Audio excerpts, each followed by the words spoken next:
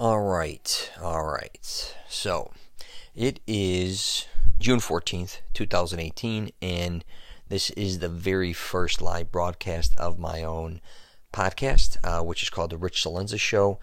WTF are you talking about? Basically, I'm just saying, what the fuck are you talking about? Because a lot of times when I'm talking to people, I don't know what they're talking about. So, basically, what I want this podcast to be is something very unique, obviously. And what I'm looking to do is research and find people from all over the United States who claim to be very creative and unique and discuss who they are, what they do that makes them so special. I want to figure out how truly talented they are, or about how knowledgeable they are, or how full of shit they are, truthfully. Because I think there's a lot of people out there that are claiming to be experts in a lot of things and they're full of shit. I think there's a lot of people out there marketing themselves, especially online, social media, pretending to be something that they're not. And obviously there's others out there that I don't think are getting a shot that need some exposure. So I'm trying to weed through all this. I'm very fortunate. I get to travel all over the United States, including Canada, Italy. Again, I'm Rich Celenza, and this is my podcast. So let's kick it in the ass here, as I like to say. So, I am personally working on a lot of different things at the moment. I'm creating an app called the You Around, which is basically an app to help people in a time of need. I'm working on two different programs.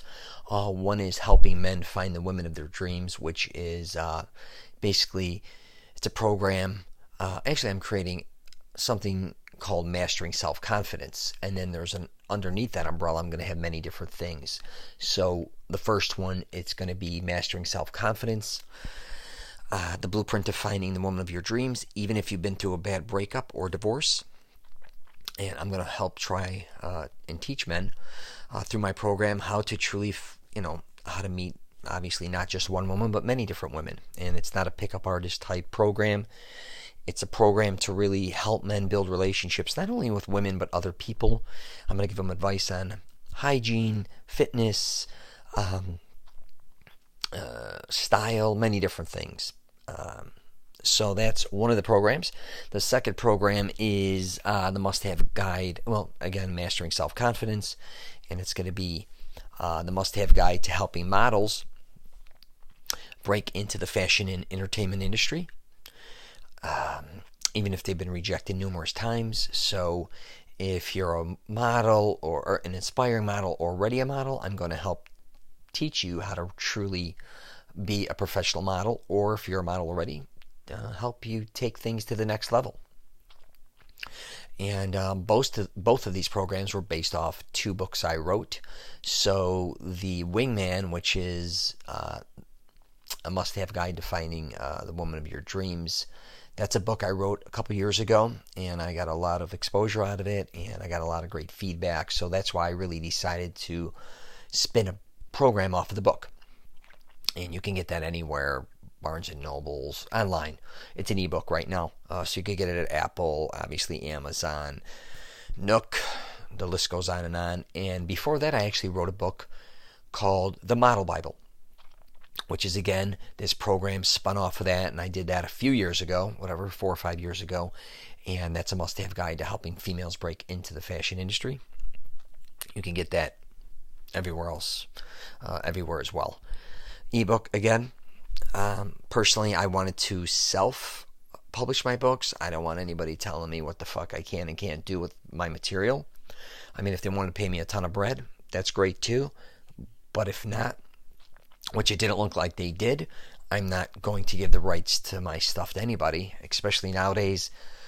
And here's a little fact: if you ever truly want to write your own book, the reality is it's obviously very long, complicated process.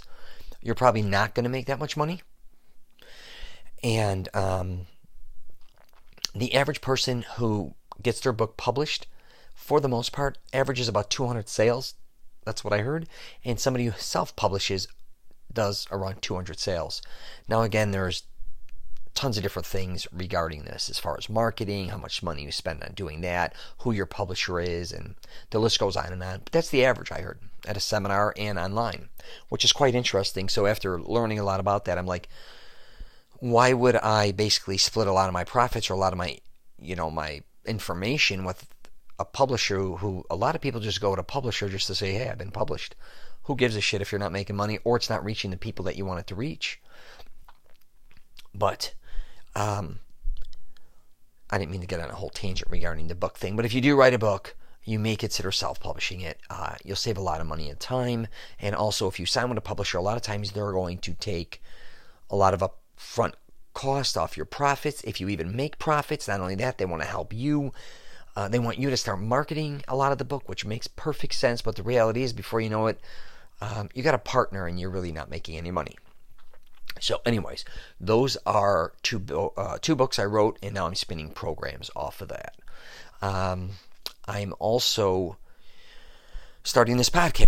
So I've kind of got a lot going on at the time. I have recently, in the last year and a half, been traveling all over the United States and Canada, mainly visiting luxury retail brands. So I basically go in there with a Matterport camera and I give virtual tours to give C-level personnel, their corporate headquarters, an idea of exactly what their stores look like, what type of condition they're in. So I've been doing that for quite a while. I used to do photos for the most part and surveys. And it's a pretty amazing job because I get to be in so many different places. I get to meet so many different people because I love helping people more than anything else. And that's another reason why I wanted to create this podcast, is to get the word out, to really help people. So you're asking me, how did I get involved in all this? So I could give you a quick backdrop about who I am. And so I was basically born into the fashion, I guess you could say, garment industry. My grandfather owned the largest garment shop and tailoring shop in all of Chicago at one time. A lot of my family members are tailors, designers. Some, when I was younger, were even models. A lot of them own their own factories. It spun off of my grandfather. And I kind of caught the ass end of that, truthfully. My father wasn't really, he's obsessed with fashion, I'm not going to say that, but I think he had colorblind issues, so he couldn't go into the garment industry because of the different color fabrics. So he went into the nightclub business, truthfully, and he was originally a really well-known hairstylist, my father. He used to cut, I think he was one of the most famous hairstylists in all of Chicago. He cut hair for Paul Newman, Hugh Hefner, and most of them, I think the wealthiest men in Chicago or Illinois, for that matter. He was the first one to bring the blow dryer to Chicago. He actually had a cousin who was in California that was styling hair, and he went and visited him in the late 60s. And I think he picked it up either out of New York or California, and then my father got one through him, but nobody in Chicago was doing, using the blow dryer. So my father mastered that, which was a big thing, believe it or not, back then. So he was able to do a lot of different styles. And then from there, I think after seeing Hugh Hefner and other people in Chicago doing all these unbelievable things, opening restaurants and clubs, he went and opened his own nightclub outside the city of Chicago. Originally, it was a club, and then he turned it into a go-go club, and then he made it into a very large, I guess not large, a large nightclub. He's really incredible. So he designed he designed many things. He designed a disco. His huge dance floor dropped, so when people were dancing, you could still see the band because he had a stage. So he had up to 3 bands a night. He would also have comedians while the bands, broke down. And obviously he had a huge DJ booth. It was really magnificent. My father, I think, was the one who created wine on tap, or was one of the first, which is pretty crazy in itself. He invents all these things, my father. He created the unbreakable dart. So I guess I get that from him as far as creating things. But he can do anything, my old man. So basically from the ages of 2 to roughly 14, I was in the bar industry, nightclub. And my mother, actually, and father got divorced when I was 5. My mother became a very religious Catholic Italian, as usual. So I grew up in a bipolar kind of environment, I call it. So on one end, I had a very flamboyant father, surrounded by a lot of women in a nightclub. And then I had a religious mother who was all about going to Mass and even ended up working for the Archdiocese. She's an incredible chef. So she ended up cooking for all these priests. So I basically would go from my father. So I'll give you, for instance, I would go at 10, 11, 12 years old to the Playboy Club in Lake Geneva with my father after going to Mass or CCD. Sounds kind of crazy, but that was just kind of my life. My mother would send me on Wednesdays to Bible studies, and Sundays was CCD and obviously church. I got to see my dad on Sunday nights, and then he would take me to comedy clubs, or literally nightclubs, restaurants in the city of Chicago, where we would do many different things, obviously including the Playboy Club, which is where I think I got my first credit card, or whatever you want to call it, membership card, which was insane to be 12 years old and be able to walk around there. And I'm not just talking the ski slopes and the bullshit part of the place. I got to go to the dinners, and I got to see things that probably most young men shouldn't see, but I saw. So put that aside, my father then retired at 14, and he went to Florida to slightly retire, and he designed another nightclub that he was thinking of opening in South Florida, which looked like a pinball, and it had different sections of the clubs. And this is, you got to realize, the early 80s kind of. So he had one area that would be a rock and roll area, a disco, a comedy club, all in one. So you kind of just come to his inside of one club at this time and just kind of be completely enamored with entertainment. And it was laid out pretty unbelievable, the different layers. It was whack. So that's what I was planning on doing with my father. And then he ended up stopping in Orlando, Florida, because my stepmother's sister, my father ended up getting married. My stepmother's sister, my stepmother Bunny, her sister was the longest lasting employee ever at SeaWorld. She started the ski team in Ohio and then went to Orlando. So she wanted to stay in Orlando, Florida, which me and my father really didn't want to. We wanted to go to South Florida, or I wanted to go to LA, one or the other. To make a long story short, he ended up staying in Orlando, which kind of pissed me off. Still pisses me off. So from there, I ended up staying in Chicago. I didn't move to Florida with my father. I stayed with my mother. I ended up going to a Catholic high school, and then I ended up going into modeling. Did some acting in Chicago as well, small stuff. I really liked it. The thing was, I wanted to start getting bigger and stronger, and they kind of wanted me to thin down more and more. So that kind of wasn't working for me. And that was before we did the fitness phase, so there wasn't really no fit modeling. You kind of did runway and things in that nature. So I graduated Barbizon, which actually is that sounds. A lot of people make fun of it. I learned so much there. It was unbelievable, from how to walk, talk, how to carry yourself, how to do all different ties, how to take care of your clothes, hygiene advice. It was unbelievable. So after that, I ended up coming to Florida and working for my father, who then decided he wanted to go into the vending business. Figuring a time in the vending business came. So he started to do mainly dart games, to billiards, jukeboxes, and then it spun into tabletops and golf, and just the whole gamut regarding that. So I ended up at a very young age, when I come and even visit him, I came here for summer school. I came to Florida for summer school, and I started helping him at a young age, and we did a lot of nightclubs. We did a lot of bars. He was also doing gentlemen's clubs, so we were in some of the original gentlemen's clubs that were probably the most popular in the United States. That would include the original Dial House, Pure Platinum, Flash Dancer, which was, I think, based off the movie Flashdance, Baby Dolls, Club Wana, which I think at one time was the only full nudity gentlemen's club in the United States. And then Rachel's came into play, but I don't think we did Rachel's.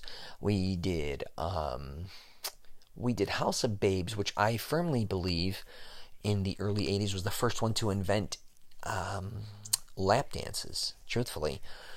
Because I've traveled all over the country, even at a young age, and I really think that place was the place that it became hugely popular. And it was mainly because Orlando had a lot of military Navy men here. So you had a lot of underage guys wanting to go to these clubs with, obviously, nude dancers. And how there was a loophole that if they didn't serve alcohol, so you could be over 18, I think, and strip, but you can also be over 18 and go to these clubs. But they had to figure out how to make money in these clubs with these guys. And obviously, table dances, lap dances, and they only served like pop, soda, and water. I don't even think they did water back then, but they did mainly pop, soda, but they would charge you like $5. that became a very hot spot, and other places were doing that as well. And then obviously other things, bring your own booze, after hours clubs, and then they had after hours clubs for Navy guys, things in that nature. But I'm not saying, I am saying, I think the hub of strip clubs, gentlemen's clubs really originated in South Florida. It was huge here, and then it still is big here. I live here. And then it spun to Tampa, and then it kind of also spun to South Florida. And I used to see tons of celebrities because I used to hang in these places, even at a young age, starting off at 18. I hung out with a lot of those girls, but I originally was collecting money with my father, starting at about 15 years old. And I never got bothered. I think it was the way I carried myself. But I basically grew up in the nightclub, bar, hospitality, gentleman's club arena.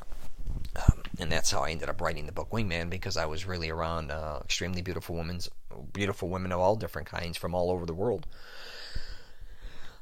So after that, I did that till I was 40, but in between there, I ended up writing, directing, and producing my own films. So I wrote, directed, and produced Sore Losers in Chicago, went back to shoot that in 1999. It's about the underground world of gambling in Chicago. I'm very proud of that film. It's almost like a mockumentary. It's very rough. You can see it on YouTube if you get a chance. It's Sore, obviously, then Space, then Losers. I did that with a lot of family members, friends. We shot all over the city of Chicago. I think I caught the last era of gambling as far as the streets go before the internet, because between collecting money legally for my father, I also was booking and collecting money illegally for many years across the United States, from California and Florida, Chicago. I'd bounce between all three. I also was going to places like Atlantic City. We'd go to, even when Biloxi kicked in a little bit, we'd fly in and out of the Bahamas. We did a lot of different things. So I was definitely involved with the gambling industry, and I think a lot of movies kind of fakely portrayed it, what it was really like. So I kind of wrote a script loosely based on my life inside the world of gambling or collecting money, including vending. An Italian background. I have mainly come from a massive Italian family in Chicago, so I was able to incorporate a lot of different things. And then I wrote and directed and produced my second film. We finished in 2003, which kind of exhausted me, doing two films back to back on my own.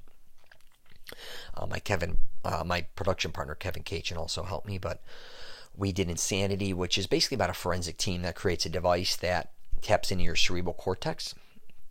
So if you get murdered, they can download the information, and you basically become a witness to your own murder as long as you see who murders you or what happened during the event. So that was very interesting. I got a lot of exposure out of that film. I won some awards. I got into some film festivals. I got a couple distribution deals. You can get that on, I think, get it on Google. And that was really unique too, because it's not just about that. It's about a team of hitmen who go in to actually steal the device, or go in and get the device and bring it back so they could destroy it, obviously, and destroy anybody who was involved creating this, because it would obviously hurt the hitman or whatever, the mob industry. And instead, that person, instead of bringing it back, steals it. So now it's out in the open, and they don't know if he's going to sell it. So now the government's involved in hunting whoever put the hit and stole the device, along with the people who hired the hitman. They're out to get him as well. So it's got a lot of different twists and turns, and it's pretty interesting. It took me a long time to write and everything. I'm proud of that film for the budget I had. And then I ended up just kind of co-producing, helping a friend out, Dan Hunter, who came out with a kind of a horror psychological thriller called Crocdale while I was in Florida. And we ended up going back and forth, and I wrote another script called Caught on Film, which I ended up optioning to the Haxon, a couple of Haxon guys who were the Blair Witch crowd. They were really cool. So I optioned that script to them after that, and I ended up getting that back, and I still had that, and I'm thinking about producing that in the future as well. In between that, I wrote... actually, I was working on creating another film called Greaseballs, which is about a crazy Italian family that runs the hottest Italian restaurant in Chicago. And it's a comedy about a family that everybody, you think these families are in the mob and all this stuff, and they're actually quite the opposite. They're a huge mess. But from the outside looking in, they look like they got their shit together, but from the inside out, they're just to crazy dysfunctionality all over the place. I was working many years on creating, trying to work on getting funding for that, and it fell through a bunch of times. So in between that, I wrote 2 pilots, one based on my 2 daughters called the D&D Factory, which was a crazy life that they led with me after I had my children. We basically lived in Florida, Orlando. They were like professional tourists. A life of living in Orlando was quite different than anywhere else, and I've lived in Florida, California, and Illinois for long periods of time. I've also traveled so much. I've spent so much time on the East Coast. I've spent so much time in many different areas, including Canada. But nothing is like living in Orlando, Florida, between, obviously Disney and Universal and SeaWorld and back then Wet n Wild and tons of other things to do. It's just constant action. So I wrote a pilot based on living in Orlando, Florida. About 2 crazy kids, me and my one daughter who have a lot in common, and my other daughter, my oldest one, who has a lot more in common with their mother. And so I guess you could call it a Mr. Mom type. If you've seen the movie Mr. Mom, I guess it's kind of like that, but in Orlando, Florida. And then I also wrote another script pilot called The Has-Been, which is about an actor who at one time was an Emmy-winning actor and then falls on hard times and then goes back to Chicago and gets wrapped up in Second City. If you're familiar with that, that's a lot of up-and-coming actors that end up on Saturday Night Live or end up in the film or television industry, and there's a lot of crazy characters. So he ends up going back there to try to revive his career, and he gets caught in a whirlwind of a bunch of different crazy characters in Second City and outside of Second City. So, and after being exhausted from all that is when I said, listen, I was started to travel a lot, dealing with a company that my cousin owns. It's a large maintenance facility company, and I started first doing photos for them for luxury retail brands or just brands in general. So he would need work done, and I would just go in there and shoot before the work was completed, and after the work was completed, they liked my photos. Then we started to do surveys, and then I ended up traveling everywhere to do these type of jobs. So in between that, I would just write my books. So that's how I wrote 2 books, and I got a lot of exposure out of those books. And then people used to say, you're crazy, you don't give a shit about what you say, you need to have your own podcast. This has probably been going on for 8 years, I think. People have been talking. First it was radio, obviously. People said, Rich, you got to do your own radio. You got to do your own radio. And about, I don't know, maybe 9-10 years ago, me and my friends, some of my friends, some had a degree at Full Sail in radio, and they wanted me to do a show. So we sat down and we did a test with a close friend of mine who's one of the most known drug dealers, actually, in the state of Florida. I love that guy.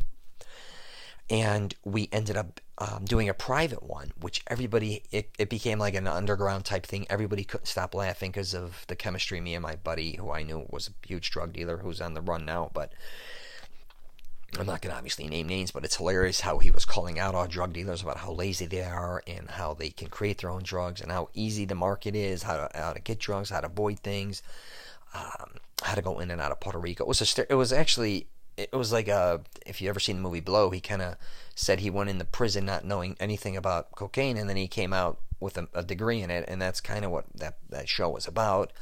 And people still hit me up, why don't you do a show? Why don't you do a show? So I said, I'll do one. First, I was thinking of like, what type of show am I going to do? Is it a show on, is it picking up women or trying to pick up women? Is it going to be a show on modeling, which I really don't, not in that industry necessarily. I do have a ton of information because I grew up in it.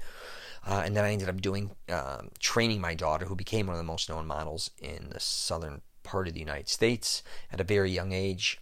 They ended up wanting to take a lot of my information, incorporating it in schools. So put that aside. So basically that's what we're here to do, is I want to kind of bring you into my life. I know it's very, it's much different than most people's lives, and I hear people all the time say, hey, my life's unique because of this, or I got a story to tell you, which they do. Everyone has their own story. God bless you. But I've definitely lived, I once heard Michael Jackson say by the time he hit 12 years old, he said he felt like a veteran. I don't think, not in military sense, but somebody who's kind of older, who's been through the mill. And I kind of felt like that myself at a very young age, because I was put in a position where I kind of had to grow up fast. And it's no one's fault. I wouldn't have changed a thing. But it is interesting when you kind of grow up in the environment I grew up, not only with my father owning a nightclub, but a lot of my other family members on both sides. One side of my family is very involved and very business orientated in the garment industry, like I was describing. And then, truthfully, the other side of my family was a little rough. Those were more guys that were involved with gambling illegally and things of that nature. Obviously, both being Italian, both sides of my family are Italian, but two totally different types of people regarding the way they live their lifestyles. Not that either one's better than the other. It was just much different, my father's side of the family compared to my mother's. My father's side of the family was really involved with a lot of wealth. They all, they had summer homes, boats. They were like, I used to call them the Kennedys, like as a joke. My mother's side of the family was a little, it was a little harder on them. They were obviously from a place called the Island, which is right near Cicero. I don't know if you're familiar with Illinois, but it's right outside the city, right west of the city. So they were from Roosevelt, Austin and Roosevelt, which is kind of known for being a lot of rough, tough environments. I kind of gravitated towards that when I was younger. I liked them both, truthfully. I was fortunate again enough when I was with my father's family at a young age to be going with my father or going with a lot of family members to South Florida. That's how we both kind of fell in love with Florida, is because they had condos down there before anybody was doing that in the 60s. Maybe even the 50s. I don't know. They lived in Boca, Pompano, Fort Lauderdale. And obviously we were surrounded by a bunch of New Yorkers. A lot of people from Chicago that I knew used to go to the West Coast, which I had a lot of family members move to the West Coast, which is how I ended up moving to the West Coast and living there for 4 years as well in my 40s. I love California, especially San Diego. So that's how I got introduced to that lifestyle, and I love that lifestyle. But then when I was with my mother, we had an entirely different lifestyle of hanging out, obviously, in Cicero, if you know that, in the city of Chicago, Taylor Street. My closest friends from Taylor Street, so I hung there a lot, obviously. But my mother moved me to the suburbs of LaGrange to go to school, and what was interesting about that is I was around mainly all upper middle class people. Again, wonderful people. I didn't always. What was funny is if I was around upper middle class people, they would say, call me the Italian, because there wasn't a lot of Italian kids, and they would call me, Cicero, or Cicero guy or whatever. And then it was funny because then when I'd go on my other side of the family or see other, I'd go to say less wealth, and they would call me a preppy kid, and kind of treat me like I had wealth because of my other side of the family. So it was kind of weird that each side looked at me differently instead of just saying that I'm kind of both sides. Anyways, but I'm going to get into this in my podcast because the way I grew up, I think, was just so different. On one side of my family, I was the baby, and on one side of the other family, I was the oldest. But my grandmother, I was raised partially by immigrants from Italy, Naples, Agen. But my great-grandmother had my grandmother at a young age. And then my mother was born, my grandmother, had my mother at an extremely young age. She had my mother at 15, and then my mother had me at 18. While I was growing up, most people thought my grandmother, not my great-grandmother from Italy, but my grandmother was my mother, and a lot of people thought me and my mother were sisters. Then as I got older, they thought we were married or boyfriend-girlfriend, because in my 20s I looked a lot older, and my mother looked a lot younger. It was very interesting. My father, most people thought we were brothers, because he had me at a young age, and we kind of look alike, except I'm balder. He has hair, but he had me at a young age, and I kind of, after 18, I gained a lot of weight, and I would slick my hair back. So truthfully, I did look really pretty close to my parents' age at that time. I think times have changed now.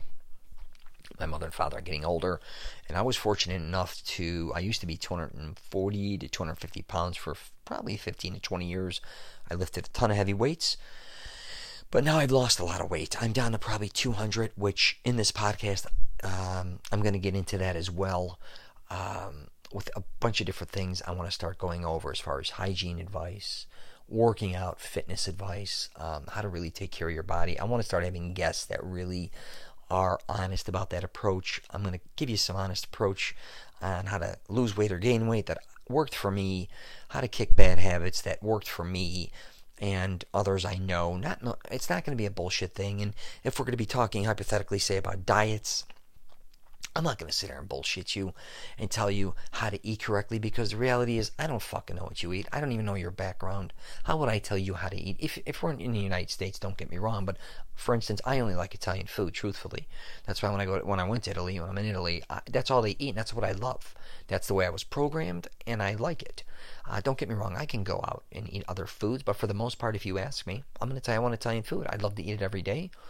Most of my closest friends all own Italian restaurants in Florida and Chicago and other places, California.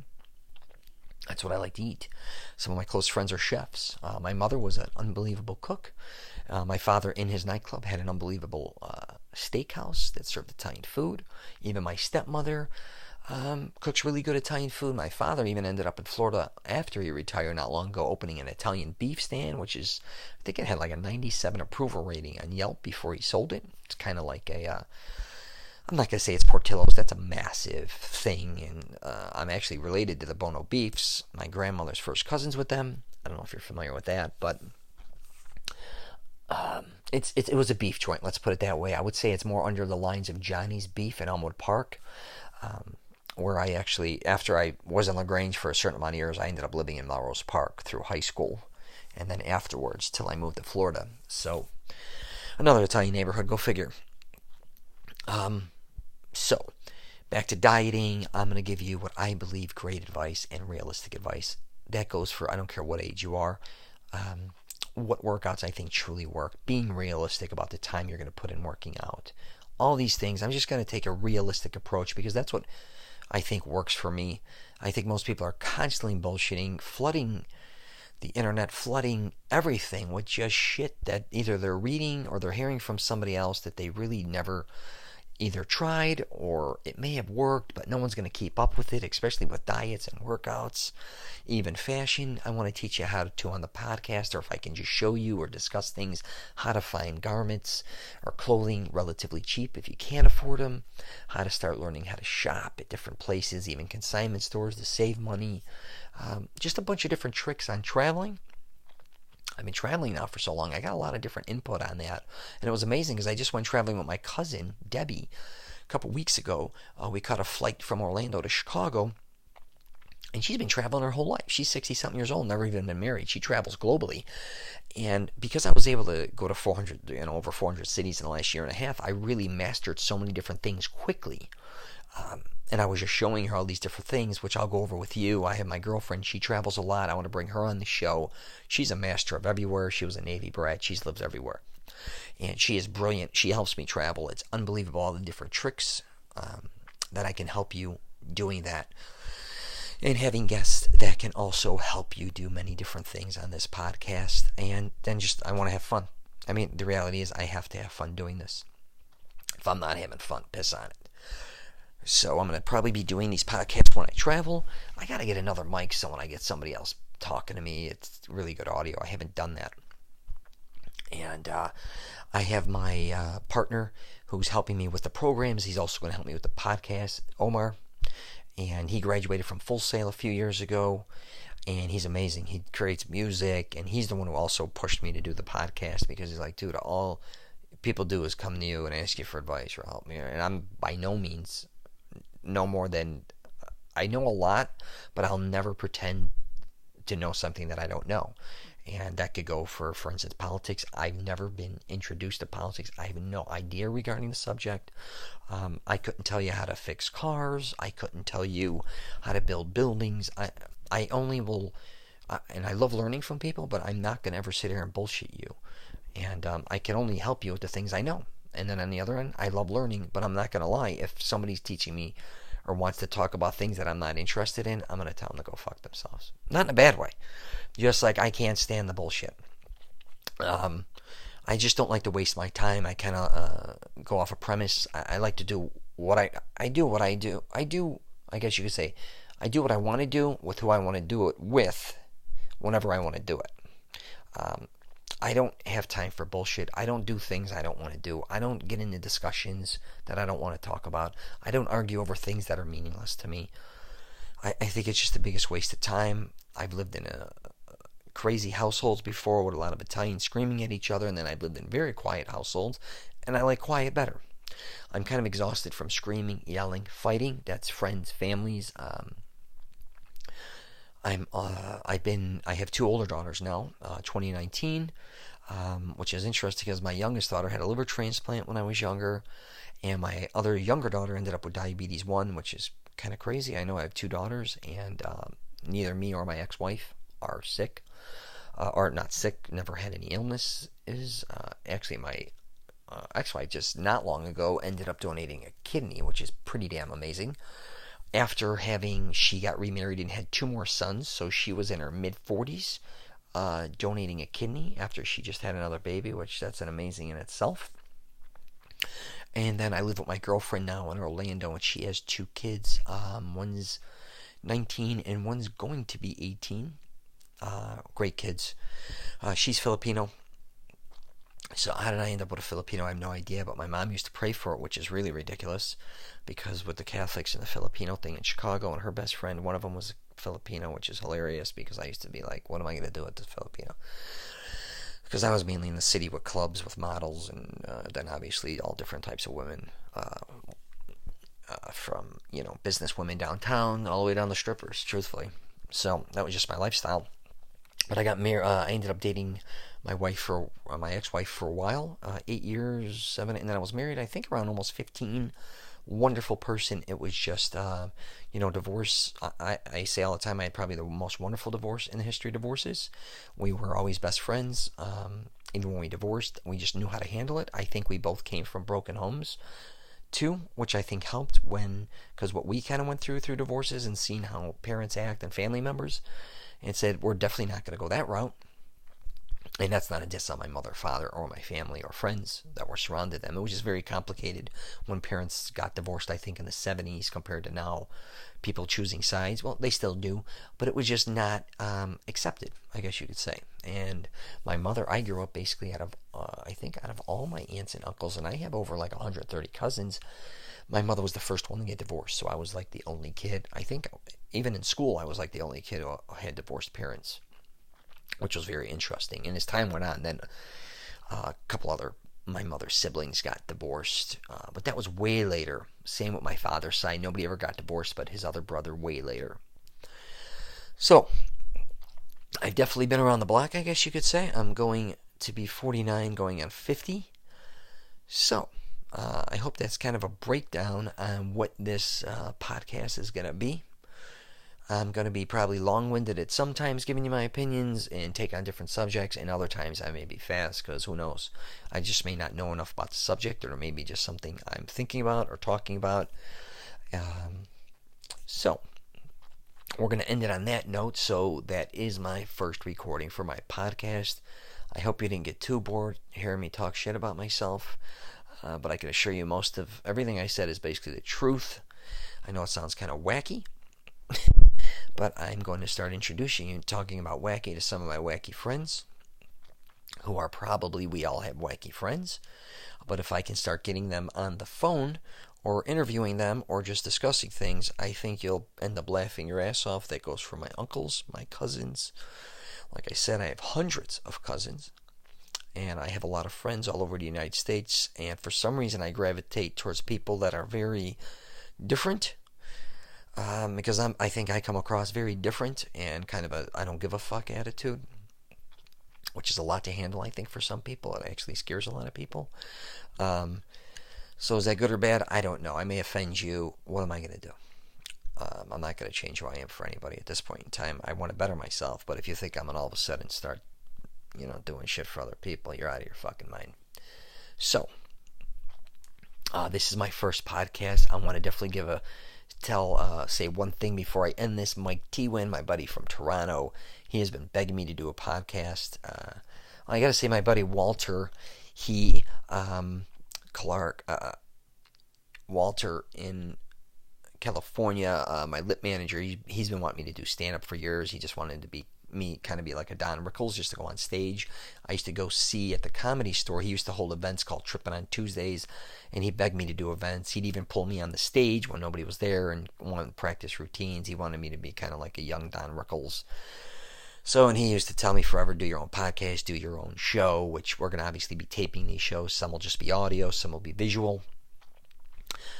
So I just want to give credit to them, my buddy Dan, and just there's tons of people that just kept pushing me to do this. Obviously, my production partner Kevin, Omar, even my girlfriend Ria, and all of them. I want to thank all you for just kind of pushing me to keep moving forward to do something like this, because I've been heening on about it for years, and we'll see how it goes. If I suck, I suck. If I start building an audience, God bless.